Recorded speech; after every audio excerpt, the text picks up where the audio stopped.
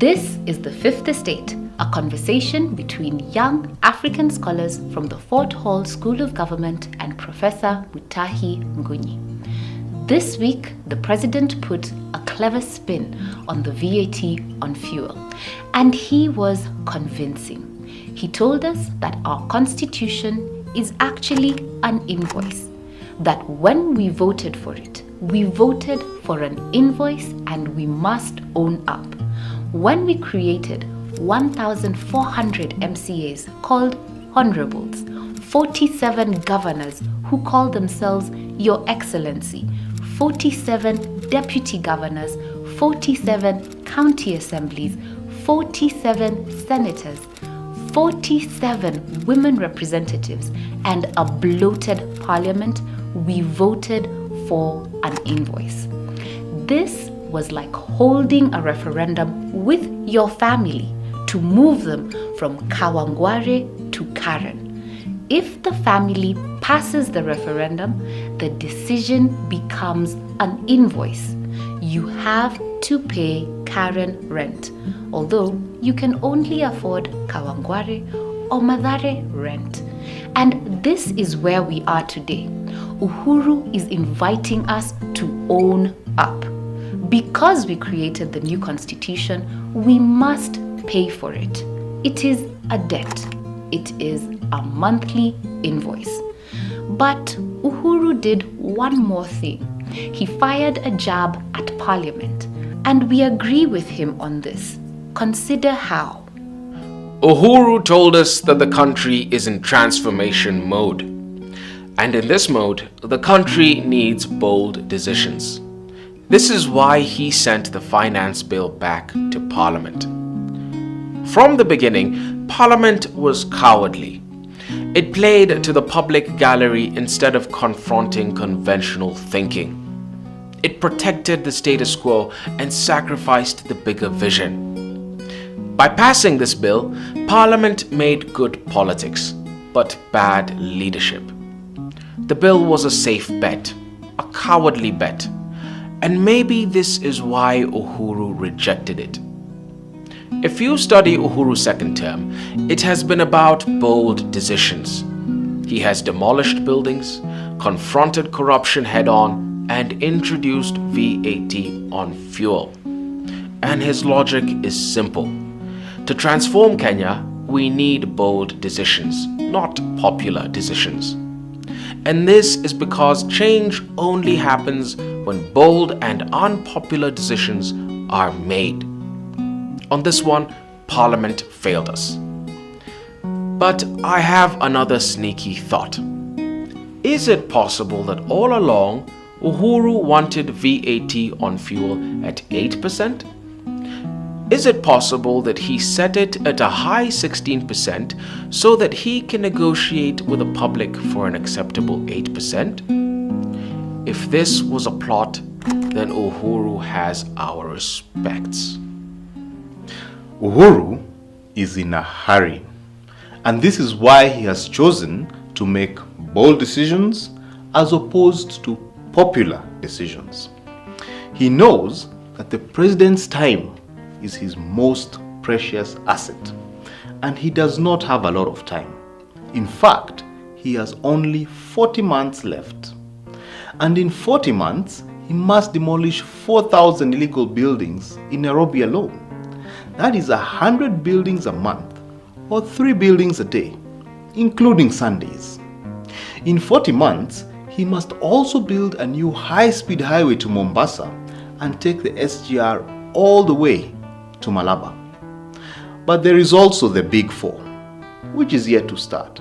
And of course, the job of raising taxes to finance a playful constitution is also on his plate. If Uhuru is taking bold decisions instead of popular decisions, it is because of the task at hand. And this is why he must borrow the words of Captain James Cook, who taught us that a man who wants to lead the orchestra must turn his back on the crowd. To lead the nation for the next 40 months, Uhuru must turn his back on the crowds. Uhuru must do what Uhuru must do. Lakini, wapi Ruto? Yes, Ruto is missing in action. Uhuru's bold decisions have nothing to do with Ruto. And this is why Ruto told us that VAT on fuel will be reversed. And he was wrong. He was clueless. Even Raila told us that VAT would be scrapped, but Babaman was also wrong. Like Ruto, Raila was just doing politics. He was taking the popular decision, not the bold decision. Both Ruto and Raila have refused to move from politics to leadership. And this is why we must ask this question. If Parliament is controlled by Jubilee, how did they pass a bill to reject VAT on fuel? Did they not know that Uhuru would refuse to sign the bill? How did this bill pass through Parliament and yet Jubilee controls the majority in Parliament?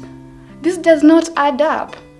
In our view, a part of Jubilee must be sabotaging Uhuru in Parliament. And if this is true, we are keen to see if they can raise a 2/3 majority to reject Uhuru's proposal on VAT. Let me break down what we are saying, and I will make it simple. No one has ever become president in Kenya because he tried to become president for the first time. Never. Uhuru tried once, gave up the second time for Kibaki, and then tried a third time. This is how he became president. Raila has tried to become president since 1997. He has ran 4 times as president, and he will run for a 5th time in 2022. His man is still trying. The question therefore is this: will William Ruto become president in his first attempt? Will he change history? I have a thought. Why Raila is looking better than Ruto is because Raila understands the craft of power, and this is why he went underground. But Ruto does not understand the craft of power. He does not understand the rhythms of the times. That is a time to do politics and a time to do leadership. A time to be bold and to do bold things, and a time to do popular things. A time to take in pain and a time to fight pain. Ruto will become president in my view. But if Raila becomes president instead, it is because Ruto did not read the rhythms of the time. And now our final thought.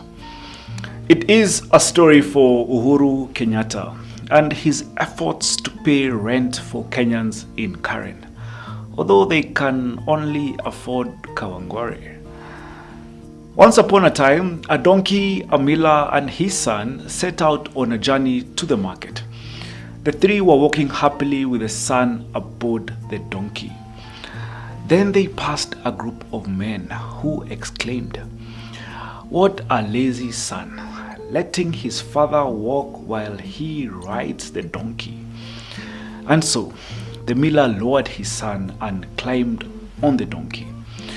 Shortly, another crowd of women exclaimed, "What a lazy man riding his donkey as his little son walks." And so the miller grabbed his son and they both rode the donkey. But then they met a man who told them that they were overloading the donkey. And so they tied the donkey to a long pole and carried it on their shoulders.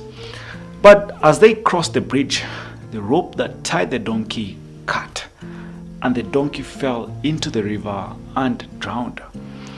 To Uhuru, therefore, every Kenyan has some advice on how he should run the economy. But Uhuru should give them the contempt card. Uhuru should do what Uhuru needs to